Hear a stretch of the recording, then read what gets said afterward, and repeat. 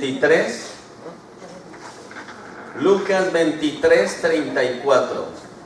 Le tocó a nuestra amada hermana Justina.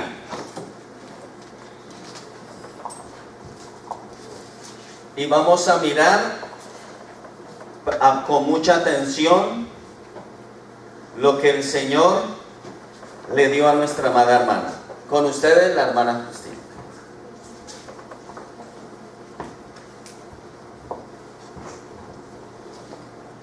Buenos días. Hoy vamos a decir la injusticia del mundo sobre el justo. Hacemos una oración para empezar la palabra que nos dio el Señor. Padre misericordioso, en este día, en esta mañana, que tú nos has presentado aquí, en el nombre de tu Hijo Jesucristo,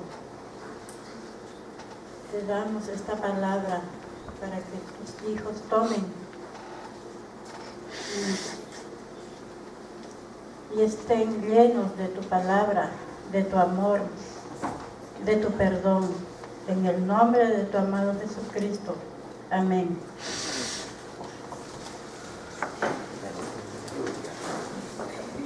Abrimos la palabra en Lucas 23, versículo 34. Cuando lo tengan me dicen amén. Amén. Y dice: Padre, perdónalos porque no saben lo que hacen. Cuando el pecado gobierna un corazón, no puede ver la verdad y reconocer a su Salvador. Cuando un hombre vive en oscuridad, se acostumbra y no quiere mirar la luz. Pues esto que nos dice el Señor Jesucristo hoy: Padre, perdónalos porque no saben lo que hacen. Esto significa que Jesús nos perdonó por su misericordia, porque Él en verdad nos ama. Y lo que Jesús sufrió, ningún humano puede sufrir. Les invito a abrir la palabra de Efesios 2:4, capítulo 2, versículo 4. ¿Lo tienen?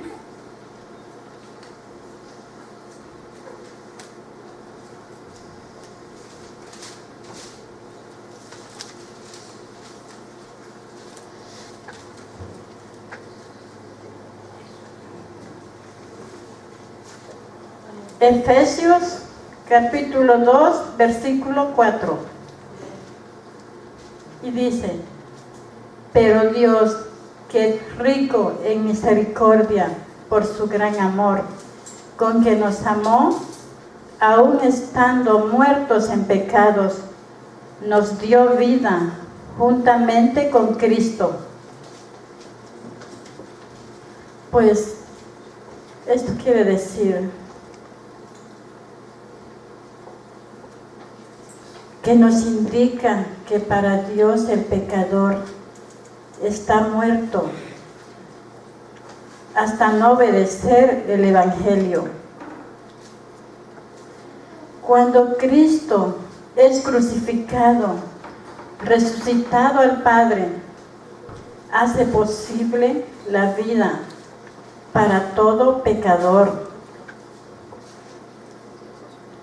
Y nuevamente les invito a que abramos la palabra del Señor en Romanos capítulo 6, versículo 23. Cuando lo tengan me dicen amén. Romanos 6, versículo 23. Porque la paga del pecado es muerte, mas la dádiva de Dios es vida eterna en Cristo Jesús, nuestro Señor. Aquí nos indica que el Señor perdonó nuestros pecados, pero el pecado que nos separa de Dios, el Creador y sustentador de la vida, Jesús nos dice hoy: yo soy el camino, yo soy la verdad y la vida. Entonces, cuando nosotros pecamos, estamos separándonos de Dios. Nos apartamos de la verdad, de la vida. Por lo tanto, hermanos, inevitablemente esperemos mentalizarnos la muerte, porque Él es el único que nos perdona, Él es el único que está con nosotros, Él es el único que nos lleva a su camino, porque así Él pagó el precio por nuestros pecados. Entonces nosotros tenemos, hermanos, que perdonarnos, que vivir en perdón, que vivir en gracia de Él, porque Él así lo sufrió en la cruz. Entonces, hermanos míos, les pido del corazón que se arrepientan, que vivan en armonía, que no pasen abandonos por el Señor, porque Él ya lo dio todo, Él ya lo pasó todo, Señor, por nosotros. Y eso es lo que la palabra de Dios nos da hoy, que vivamos en el perdón y que su misericordia es para la eternidad. Pero nosotros, hermanos, tenemos que reconocer que podemos vivir en esa gracia, amando al Señor Jesús, porque Él es nuestro Salvador, Él es nuestro sanador. En Él tenemos que vivir, confiar y aumentar nuestra fe. Eso es lo que dice el día de hoy, lo de: Padre, perdónanos porque no saben lo que hacen. Y en el nombre poderoso de Jesucristo, los bendigo en todo momento. Amén.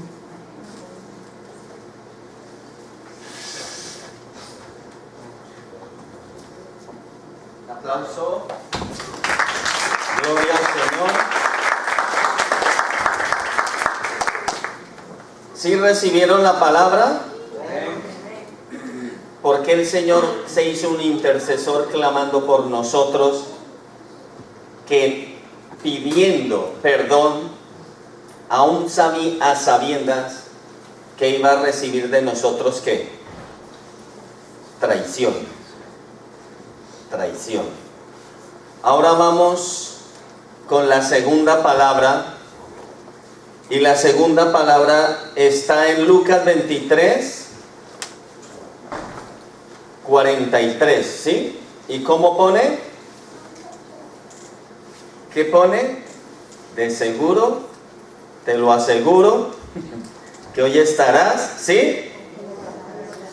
Conmigo en el paraíso.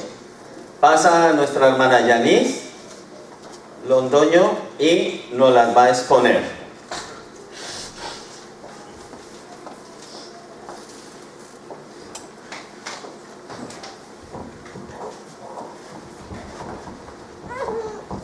Buenos días, amados hermanos. Dios les bendiga. Los invito a que vayamos a la palabra Lucas 23, 39 al 43. Vamos a leer un poco el contexto. Dice así: Padres, uno de los malhechores que estaban, ya encontraron en la... Sí, ya. Uno de los malhechores que estaban colgados le injuriaba diciendo: si tú eres el Cristo, sálvate a ti mismo y a nosotros. Respondiendo el otro le reprendió diciendo: ¿ni aún temes tú a Dios, estando en la misma condenación? Nosotros, a la verdad, justamente padecemos, porque recibimos lo que merecieron nuestros hechos, mas este ninguno mal hizo. Y dijo a Jesús: acuérdate de mí cuando vengas en tu reino. Entonces Jesús le dijo: de cierto te digo que hoy estarás conmigo en el paraíso. Amados hermanos, esta palabra, cuando yo estuve orando y reflexionando sobre ella, el Señor habló a mi corazón y me hizo ver que los dos malhechores que acompañaban al Señor Jesús en la cruz representan la humanidad y representan dos posiciones ante el Señor. Y vamos a ver por qué.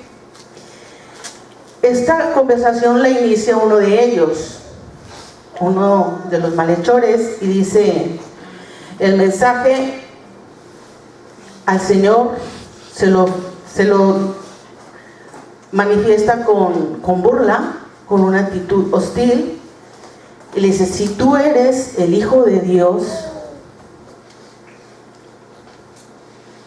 bájate de ahí, libéranos y libérate tú mismo. Esta palabra se la escuchamos decir a muchas personas que nosotros hemos predicado y hemos enseñado el Evangelio, el mensaje de salvación.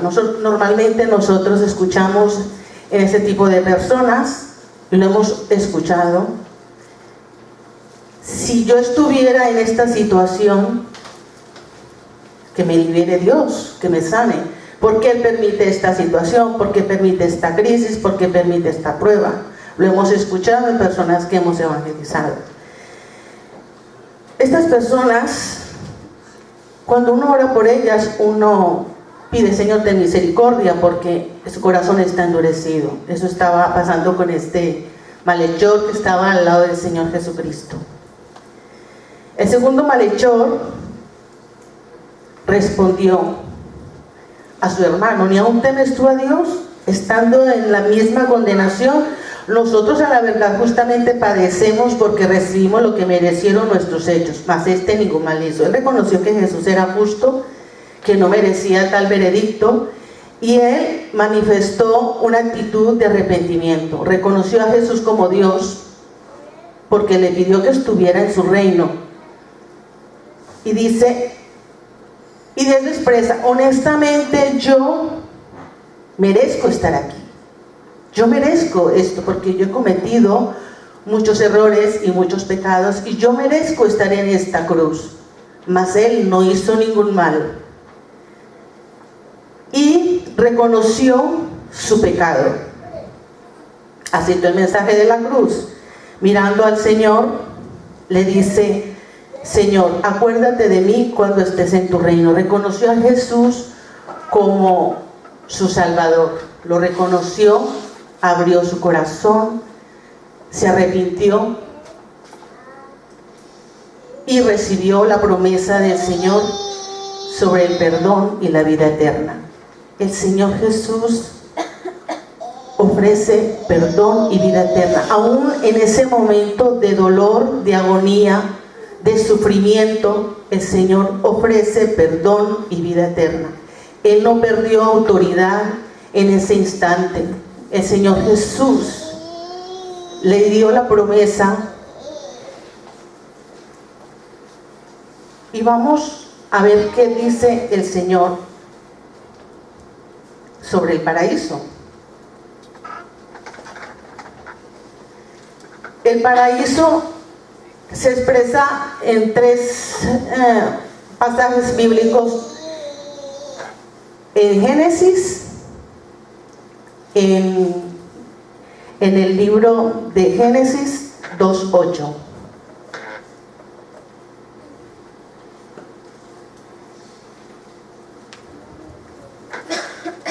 Allí era el jardín del Edén.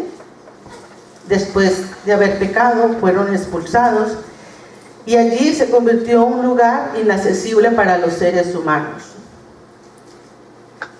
En el segundo paraíso, o el seno de Abraham, cuando Jesús muere, Él desciende a las profundidades de la tierra y hay un lugar que se llama el seno de Abraham, y allí predicó el Señor Jesús a la descendencia de Abraham y predicó a los espíritus encarcelados. Conforme baja, está dentro de la tierra 3 días, conforme a la profecía dicha a Jonás. Él está 3 días bajo la tierra y pasa a ese lugar, y luego de que Él resucita, Él va al cielo. Esas personas pasan al tercer cielo. El apóstol Pablo predica sobre este lugar, digamos, se refiere a él como la nueva Jerusalén celestial. Entonces, cuando Jesús le dice, hoy estarás conmigo en el paraíso, Él muere y se encuentra, Jesús muere primero, ellos luego mueren, después de que Jesús expira, los 2 ladrones mueren y pasan, uno pasa a su lugar de tormento y el otro pasa al lugar de seno de Abraham. Ahí es donde el Señor está predicando, y luego baja a la profundidad de la tierra, y luego cuando resucita pasa al reino de los cielos. Y vamos a ver qué es lo que promete Dios en el reino de los cielos en Apocalipsis 22.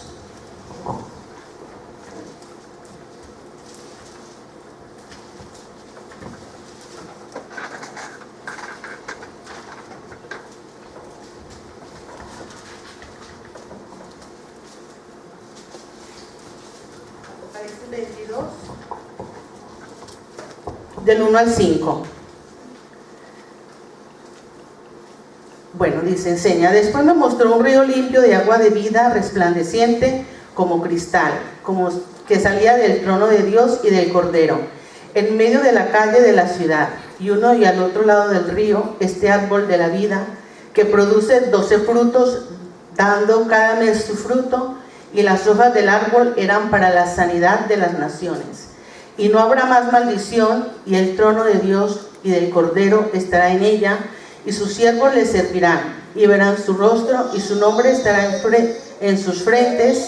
No habrá allí más noche, y no tienen necesidad de luz de lámpara, ni de luz del sol, porque Dios el Señor los iluminará, y reinará por los siglos de los siglos. Apocalipsis 22, del 1 al 5. La conclusión.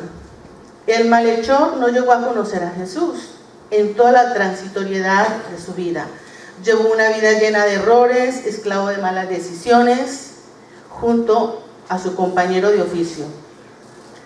A lo mejor era su hermano, porque en algunas versiones dice que fue su hermano.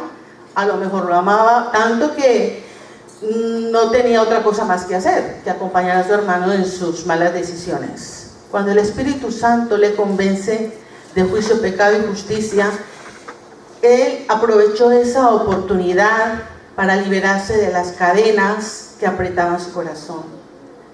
Él estaba más sensible, sentía más peso de culpa que el otro, porque el otro estaba más hostil al mensaje del Evangelio, más este chico estaba más sensible a la presencia del Señor, y abrió su corazón y dijo, bueno, esta es mi oportunidad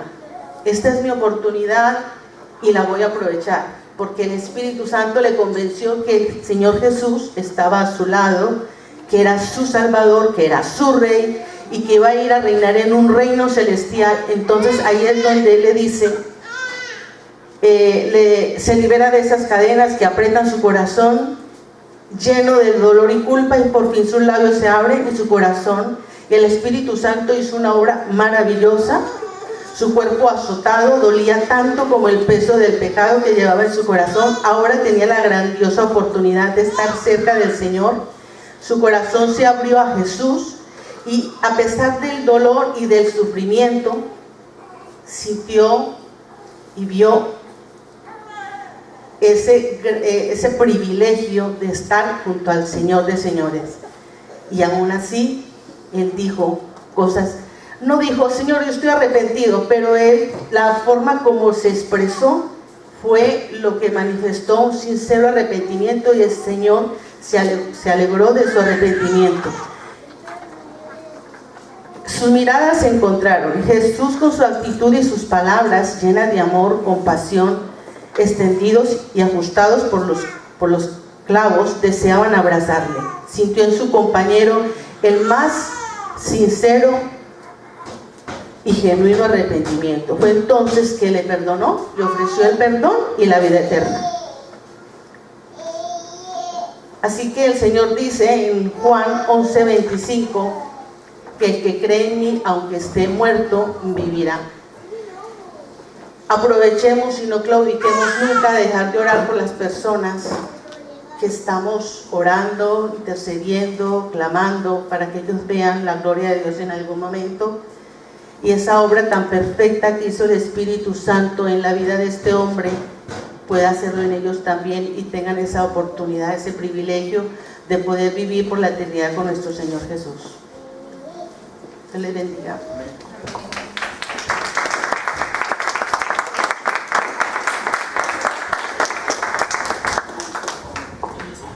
¿Sí aprendieron algo? Ahora vamos a pasar a la tercera palabra, en la que en latín dice Mulier esse filius tus hacen mater tua, donde el Señor Jesucristo, estando en la cruz del Calvario, dice: mujer, ahí tienes a tu hijo, hijo, ahí tienes a tu madre. Vamos a escuchar esta intervención por medio de Yasmín.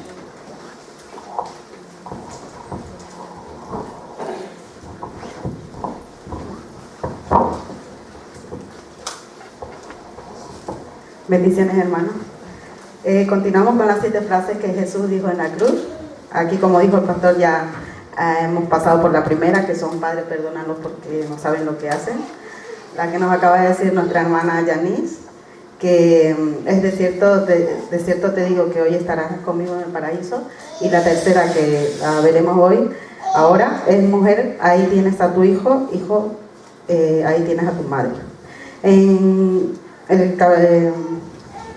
En Juan 19, 26, 27 nos dice: cuando Jesús vio a su madre y a su lado al discípulo que él amaba, dijo a su madre: mujer, mujer, ahí tienes a tu hijo. Luego dijo al discípulo: ahí tienes a tu madre. Y desde aquel momento ese discípulo la recibió en su casa. Aquí Jesús nos está hablando de que Juan tomara a María como madre y la sustentara y la cuidara. ¿Por qué? Porque él era su madre terrenal. Entonces quería dejar la cobijada y la dejó a cargo de su discípulo Juan. Jesús, con esta acción, nos dejaba una gran enseñanza de que debemos honrar a nuestros padres y a nuestras madres. Amén. Aquí en la tierra, y sustentarlas, no olvidarnos de ellos, estar con ellos hasta el final, porque son una base importante, han sido desde nuestro crecimiento, desde nuestro vientre, y han sido los que han estado al cuidado y al pendiente de nosotros. Entonces, como hijos, nosotros tenemos que estar pendientes de nuestros padres hasta el final, ayudándonos, colaborándonos, porque ahora, desde antes y hasta ahora, se sigue viendo cómo los hijos siguen descuidando a sus padres, abandonándolos y dejándolos. Asimismo, también padres haciendo lo mismo con los hijos. O sea, es algo mutuo. Por eso dice: madre, ahí tienes a tus hijos, y hijo, ahí tienes a tu madre. Porque hay hijos también que en esta situación están olvidando a sus padres, y padres también que están olvidando a sus hijos. En Éxodo 20 nos habla del 4.º mandamiento y dice: honra a tu padre y a tu madre para que tus días se alarguen en la tierra que el Señor tu Dios te da. La promesa que Dios nos da es que si honramos a nuestros padres y a nuestras madres, tenemos seguro que tendremos larga vida aquí en la tierra. Él nos lo está prometiendo, una enseñanza más que nos dice y que debemos de cumplirla. Amén.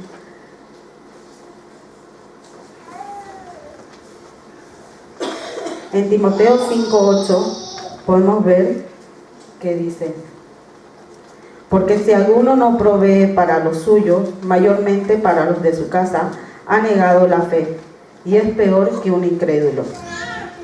Aquí entendemos que como familia, como padres, tenemos que sustentar a nuestros hijos, a nuestra familia, en primer lugar, y no descuidar que sea nuestro centro, porque Dios nos habla de que tenemos que cuidar siempre, primeramente nuestra familia, nuestro hogar, y luego sucesivamente lo que viene ya, que es lo primero, que es lo que tiene que dar fruto y que tenemos que estar al pendiente de ellos. La verdad que en estos tiempos es un poco difícil, un poco más que complicado cumplir con esto, porque ahora como están las situaciones, pues ser padre de los hijos, que a esta actualidad lo que les está enseñando y a lo que lo quiere llevar, es un poco complicado, porque tenemos que estar al pendiente, tenemos que estar vigilando, estar activos, y para lograr eso tenemos que estar rectos en los caminos del Señor, pidiéndole su guía, su dirección. Y asimismo, porque es, ¿cómo diría yo? Porque es un paso importante que los padres tienen que tener, porque nosotros somos los que les enseñamos ahora a llevarlos en los caminos del Señor, para que ellos en el futuro no se aparten, aunque se aparten, se acuerden de la palabra del Señor y puedan volver. Entonces también los hijos, a veces lo ponemos nosotros como hijos difíciles a nuestros padres, porque con nuestra actitud, de nuestras acciones, hacemos que ellos puedan errar o puedan alejarse de los caminos del Señor.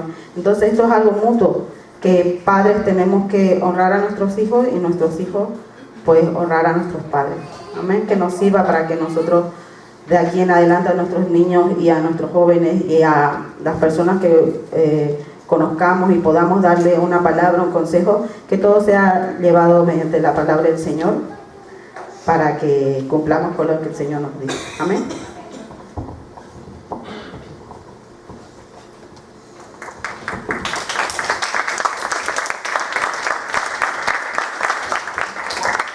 Qué tímidos para aplaudir.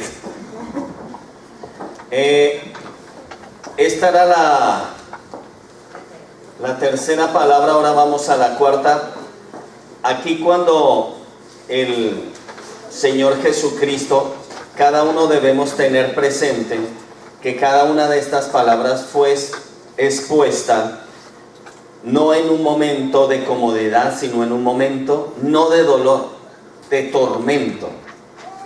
Por eso es que Jesucristo nos da el ejemplo de cuando una persona está en tormento, cómo debe actuar.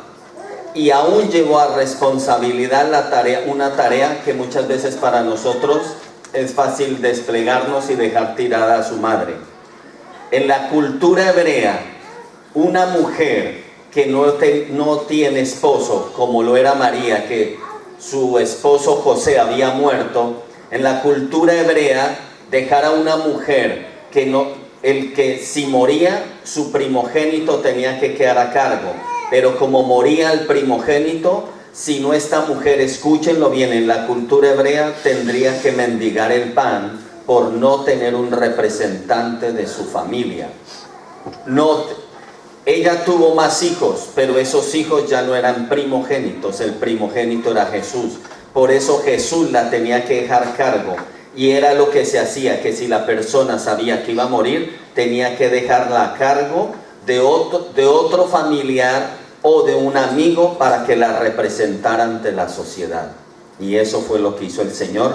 Ahora la cuarta palabra es: Dios mío, ¿por qué me has abandonado? Elí, Elí, lama sabactani. Y está a cargo de Paola Dueñas.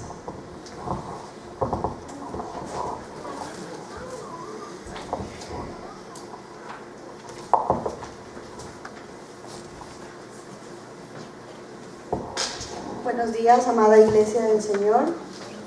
Pues el Señor me encargó la cuarta palabra. Y vamos a ir por favor a Marcos 15:34.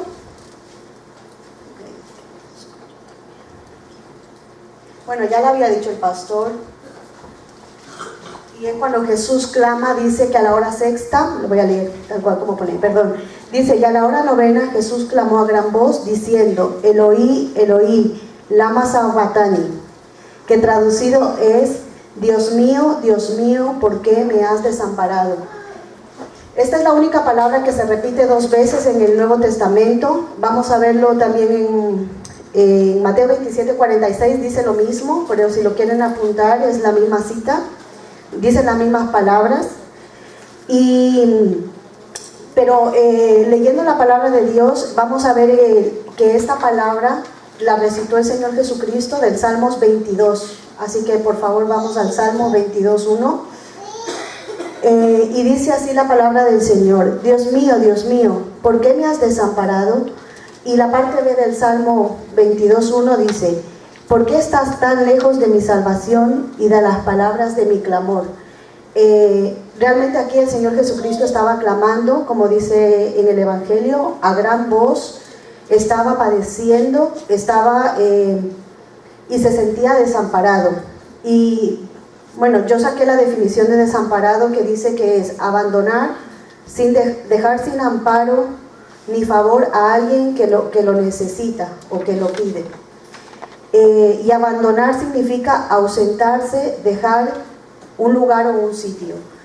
Y bueno, orando al Señor, yo le preguntaba que por qué su Hijo amado, su unigénito, el todo de Dios, que es su Hijo Jesucristo, por qué en ese momento se sintió desamparado. Y una de las cosas que yo tengo claro y aprendí del Señor es que Él ocupó nuestro lugar en la cruz. Y cuando Él estaba en la cruz, no solamente ocupó nuestro lugar como pecadores, sino que Él cargó en su carne, en su propia carne, cargó nuestro pecado. Cuando Jesús estaba en la cruz, estaba lleno de pecado. Y conocemos lo que dice la palabra en 2 de Corintios, que dice, por eso lo digo, porque aquí lo dice la palabra, ¿no? Que al que no conoció pecado, dice en 2 de Corintios 5:21, por nosotros lo hizo pecado. Jesús por nosotros se hizo pecado porque Él era santo, puro, limpio, inmaculado.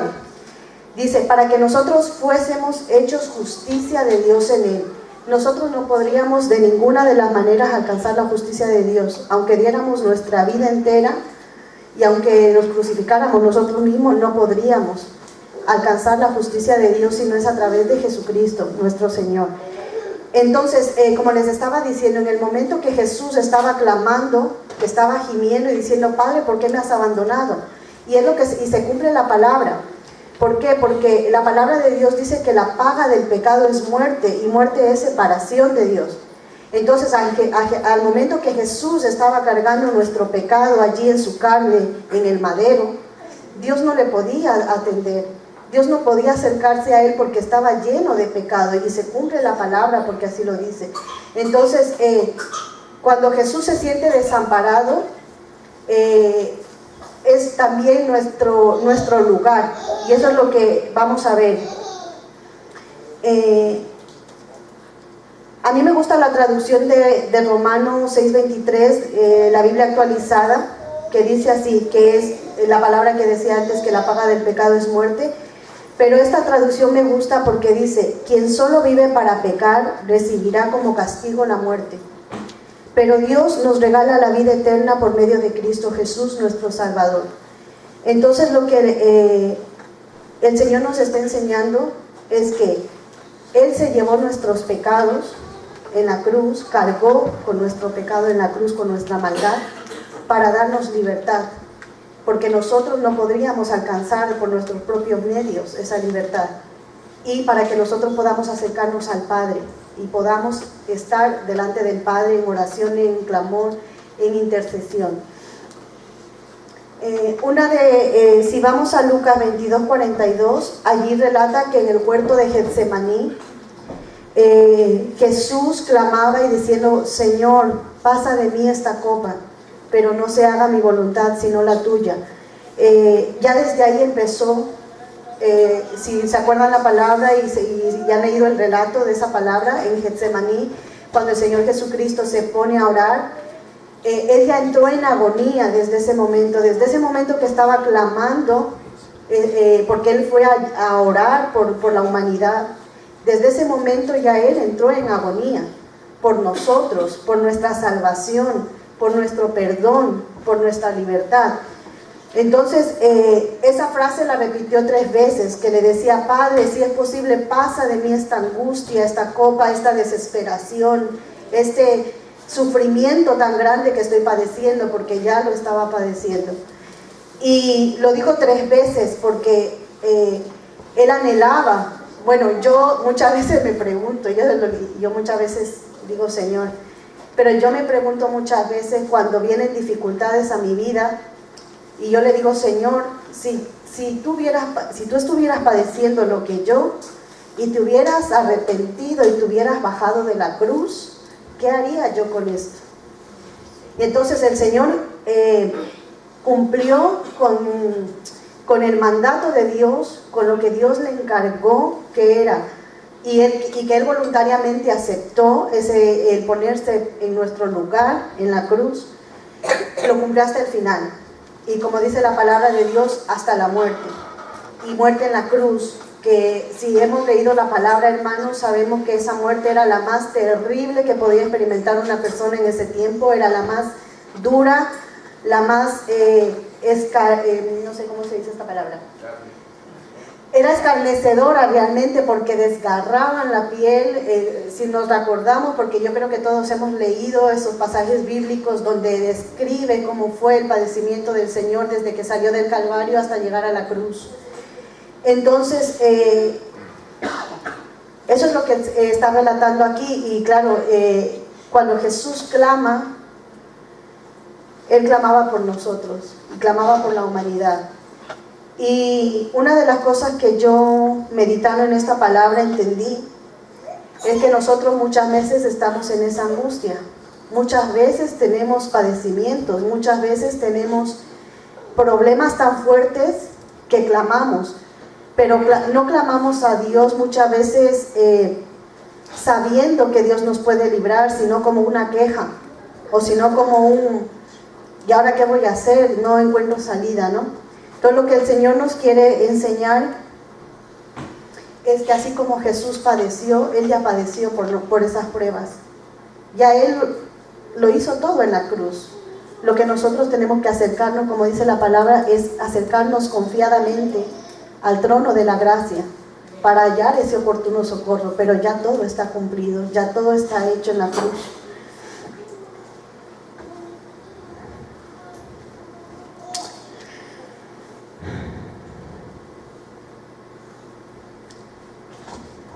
Vale, es que lo voy a decir igual. Cuando yo le preguntaba al Señor por qué Jesús, le he preguntado mucho en estos días que he tenido para preparar la palabra, decía: Señor,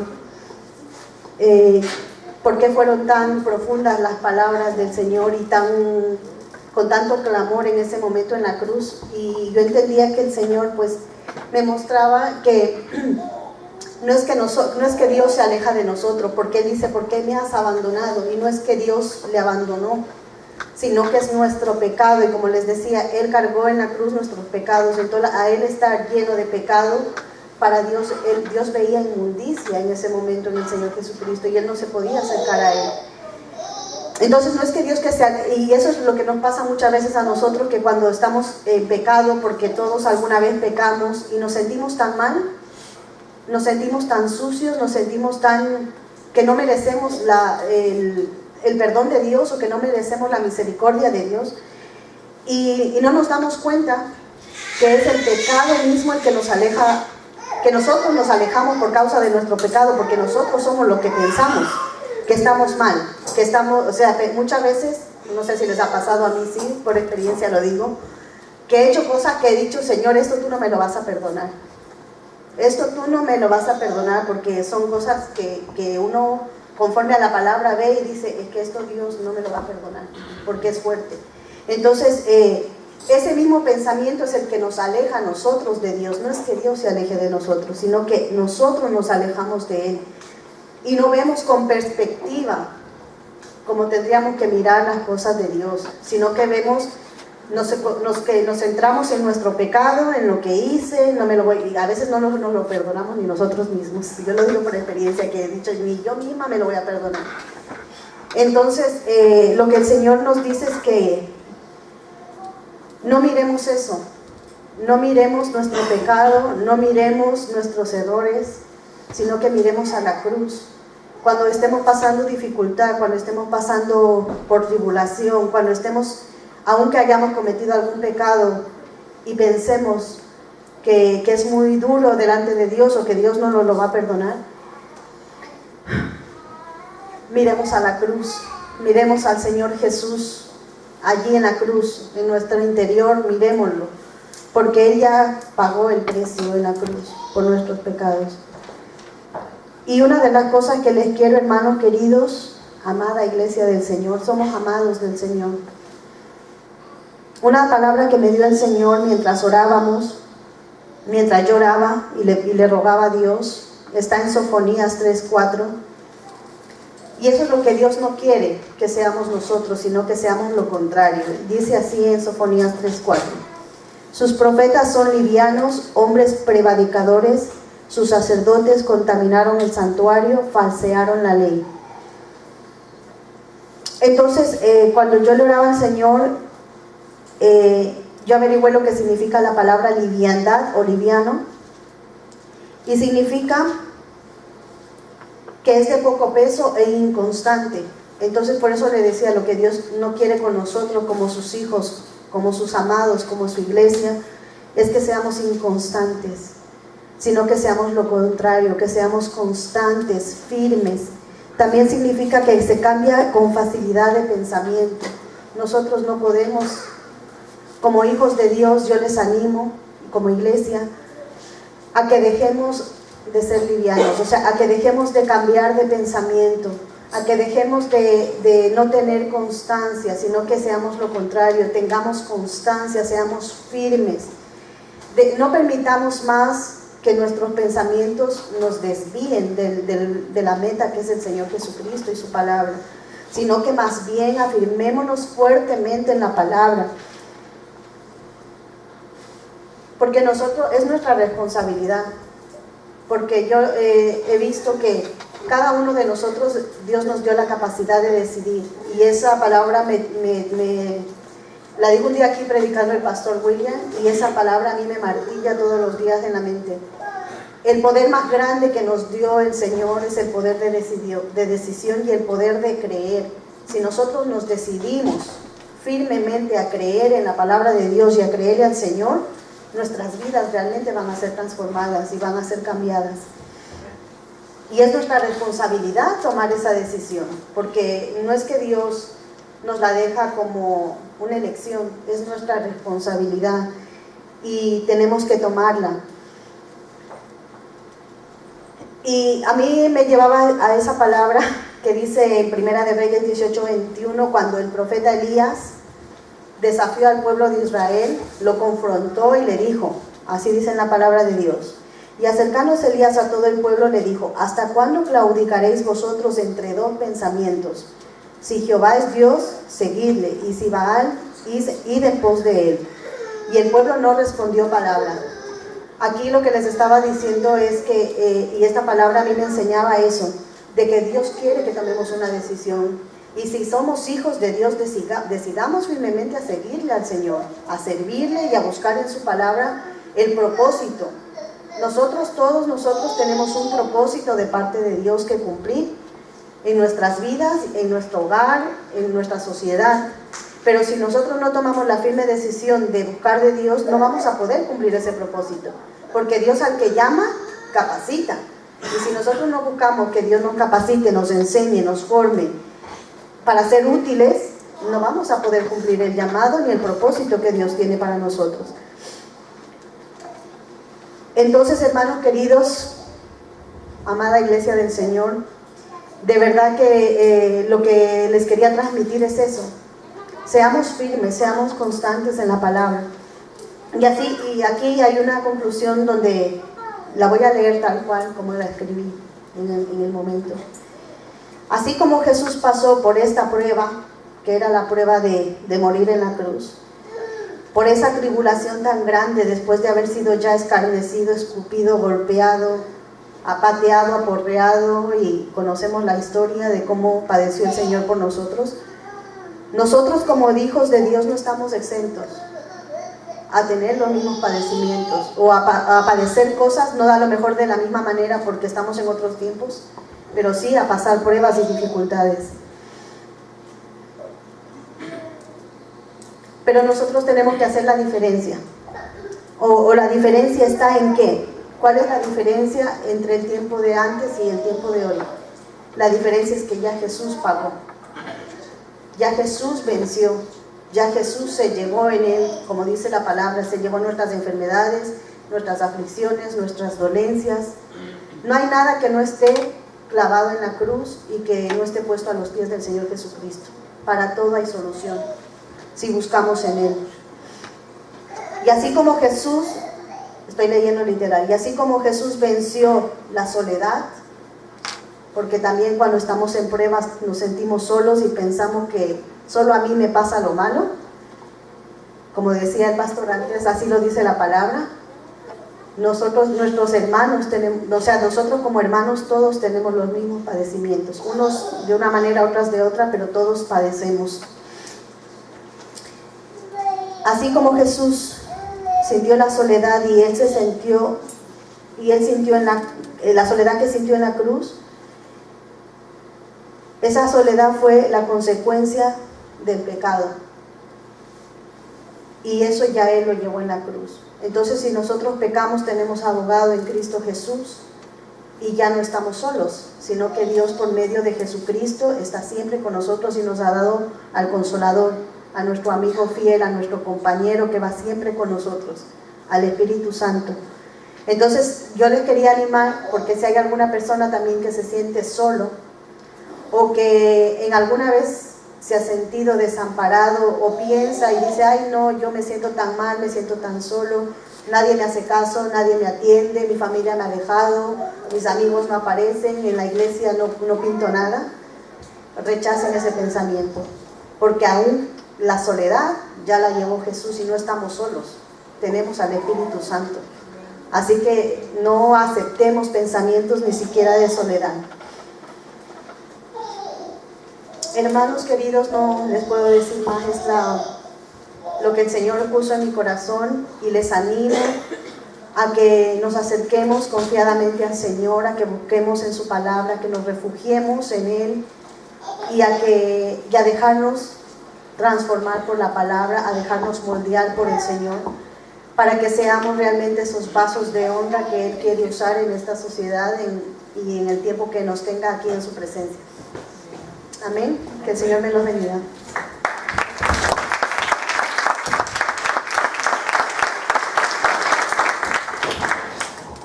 Bueno, gloria a Dios por la palabra. ¿Sí la atendieron con atención? Escúchenme todos muy bien acerca de esa palabra, y esa palabra tiene un secretito hermoso. Esa cuarta palabra el mundo la ha malinterpretado muchas veces, y aún desde púlpito se ha dicho, escúchenlo, que Jesús tuvo miedo de la muerte. Se ha predicado muchas veces que Jesús tuvo miedo de morir, y eso es una blasfemia. ¿Por qué es blasfemia? Si Jesús tembló y sudó gotas de sangre, escúchenlo bien, apréndanlo, es porque Jesús iba a experimentar lo que un mundano iba a experimentar. ¿Qué experimentará un mundano? Uno que no acepta a Jesús, ¿qué va a experimentar? Separación. Escúchenlo bien. Si a ti te arranco un brazo, ¿te dolerá? Jesús en ese momento fue desarraigado de la Trinidad. ¿Lo entienden? El dolor, las lágrimas, el llanto, en lo que él decía, lean los profetas, fue profetizado. Jesús ya sabía que desde que nació él sabía, un día tengo que morir. Pero el dolor más grande de Jesús no era el dolor físico, el dolor humano, no. Era el dolor de que se iba a separar del Espíritu Santo, porque el Espíritu, ¿cómo es? Santo. Y Jesús tenía que ser separado del Espíritu Santo y del Padre, que es santo, santo, santo. Entonces el dolor, las lágrimas de Jesús no eran humanas en el sentido de lo físico, era porque Él iba a ser desarraigado. Entonces un día orando el Señor me dijo, sentí yo que el Señor, Dios tiene que tener una cicatriz. ¿Cuál cicatriz? El día que le arrancaron a su hijo y el día que volvió a ser plantado.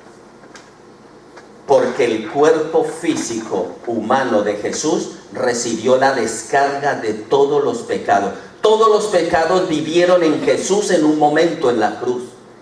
Pero el Padre tuvo que juzgar, y es cuando mueren. Pero cuando la muerte visita ese cuerpo humano para destruirlo, deshacerlo, porque hay pecado, no pudo. ¿Por qué? Porque el cuerpo de Jesús jamás fue manchado voluntariamente por el que lo ocupó. ¿Quién vivía en ese cuerpo de Jesús? Jesús. Mantuvo ese cuerpo limpio y sano. Por eso el pecado no pudo descomponer la carne. ¿Por qué nuestros cuerpos al morir se descomponen? Por el pecado. Porque la paga del pecado es muerte. El de Jesús no pudo ocurrir eso.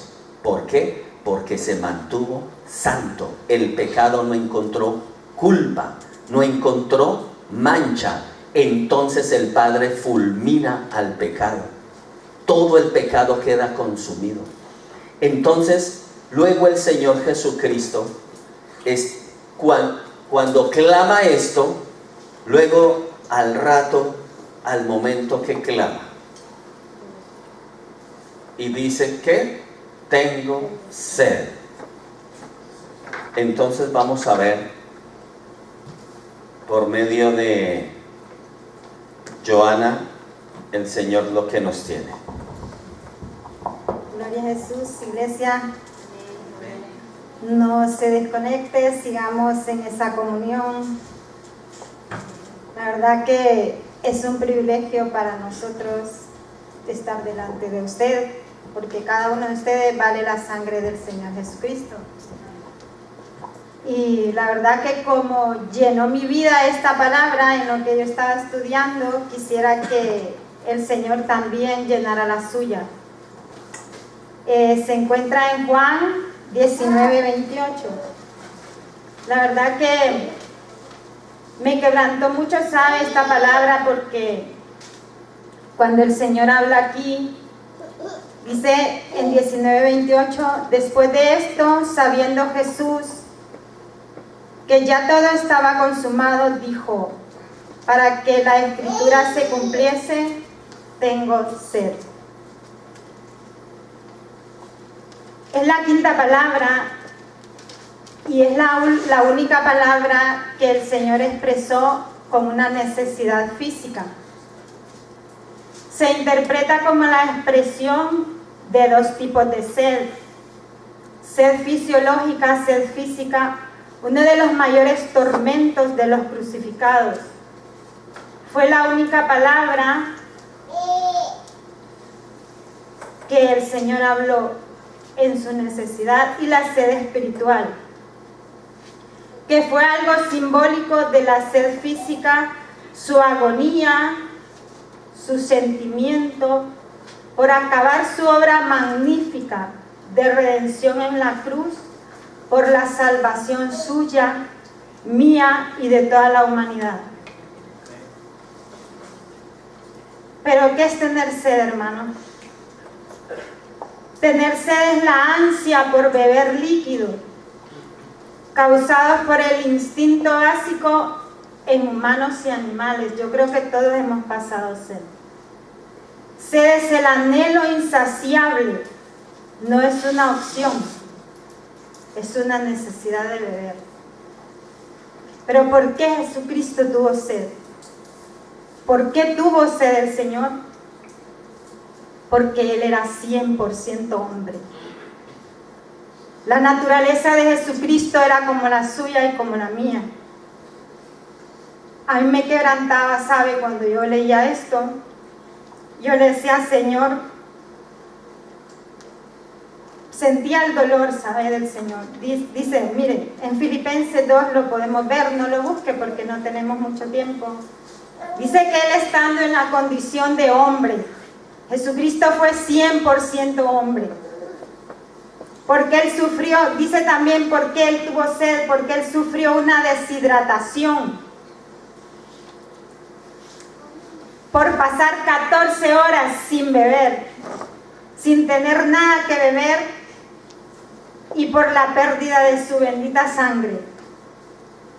Recordemos que Él fue arrestado desde el día jueves. Desde el día jueves a medianoche hasta la hora de su crucifixión. Y otra de las cosas por qué el Señor dijo que tenía sed era porque Él era el Salvador prometido. Él era el Mesías, por eso Él lo dijo. Y eso lo podemos ver en el Salmo 69. Busque conmigo rapidito en el Salmo 69.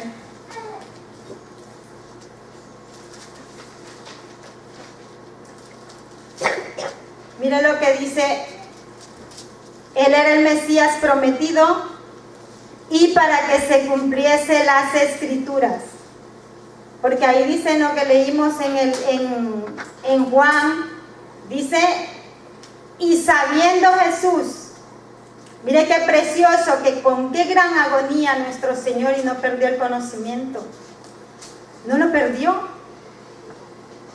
Y sabiendo, dice, que todo había acabado, para que se cumpliesen las Escrituras, dijo, tengo sed. Mire lo que dice en Salmo 69, 20. Vamos a leer el 20 y el 21.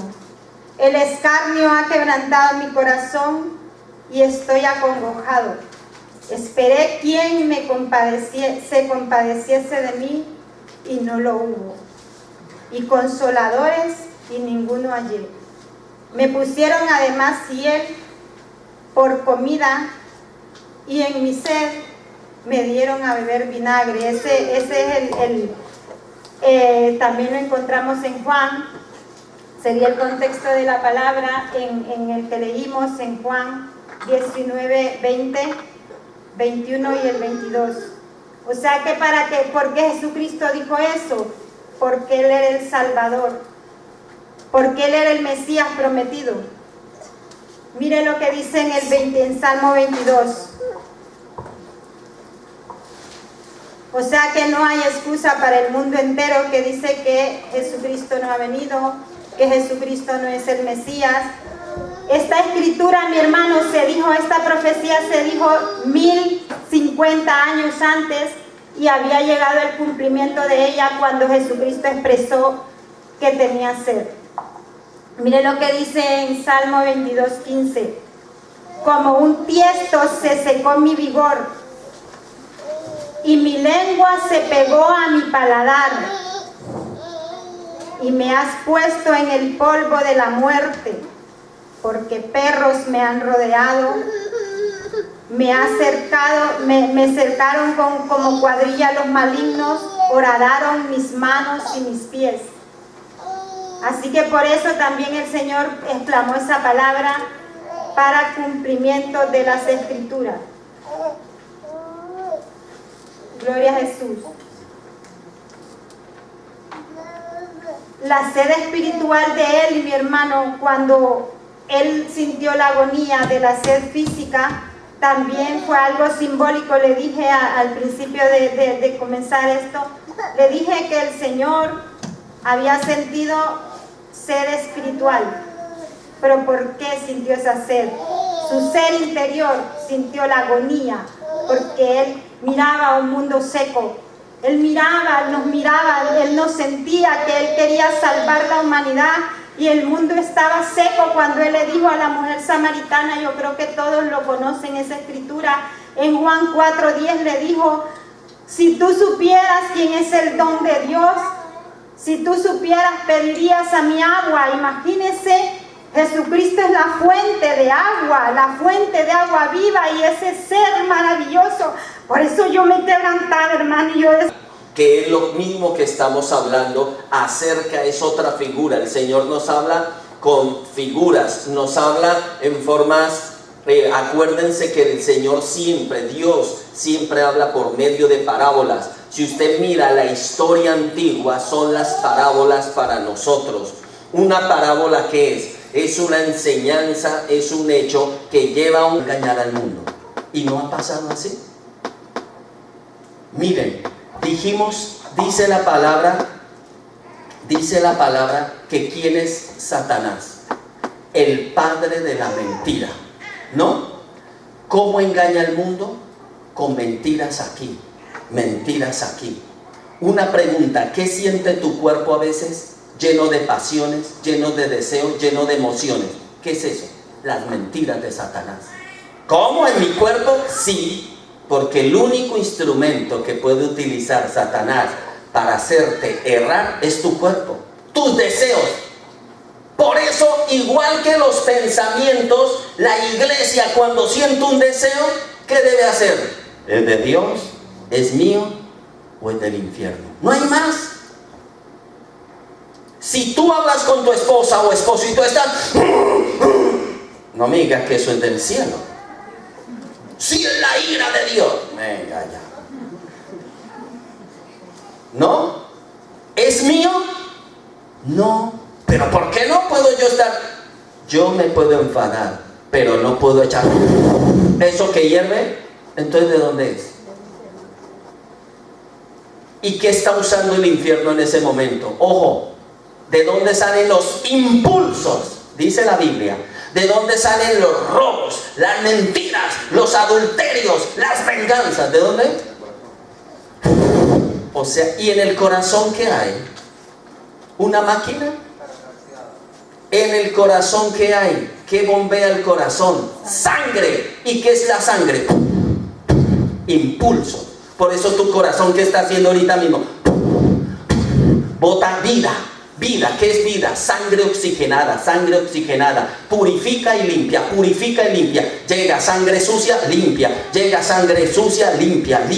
Por eso tienes 2 aurículos y 2 ventrículos, son 4 entradas, 2 entradas, 2 salidas. ¿Lo entiendes? Entonces, ¿qué pasa? Cuando tú sientes rabia o sientes pasiones que se me van los ojos, todo eso, ojo, tu sangre acá, el enemigo ¿cómo ataca? Como si te metiera una inyección. O sea que el enemigo llega y te inyecta. ¿Y tú? ¿No? Pasiones. Luego puede atacarte con... Porque hay gente que dice, pero es que me pongo que no, es que no sé cómo controlarme. Tu sangre se acaba de contaminar.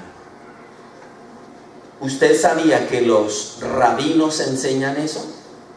Nosotros no tenemos las midrash, desgraciadamente, mucho cristiano.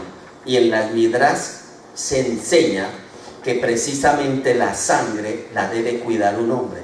Y por eso cuando un hombre empalidece, ¿qué es empalidecer? Sentir vergüenza. La sangre se está purificando. Pero cuando se torna roja, más roja, es porque está en el fuego de la carne, del furor, de lo malo. Por eso todo lo sucio te hará sentir como calor, como excitación, como... ¿Entendido? Ahora, mire por dónde vamos. Ahora, dijimos, entonces vimos que el león, ¿qué es? Babilonia. El oso, Medo-Persia. ¿Cuántas cabezas tiene el león? 1. ¿Cuántas tiene el oso? 1. ¿Cuántas tiene el leopardo? Según 4 cabezas. 1 del león, 1 del oso, 4 de Grecia, que es el leopardo, y una bestia de la cabeza. ¿Cuántas cabezas son? 7. 1 de la bestia, 4 del leopardo, 1 del oso y 1 del león. 7 cabezas. Gobierno perfecto. O sea, 4 espíritus diferentes, 3 de a una cabeza y 1 con 4 cabezas, formando ¿qué? Un gobierno perverso entre los hombres, que son las aguas. ¿Lo entendieron? ¿Ven? Así es que se estudia la palabra del Señor. Ahora,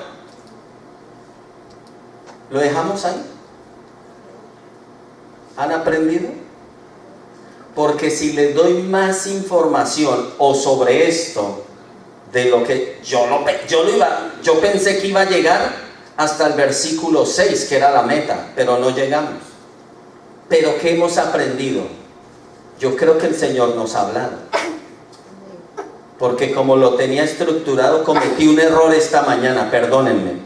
Le pedí a Dios que hablara Él y no yo, y cumplió. Qué pena, ¿no?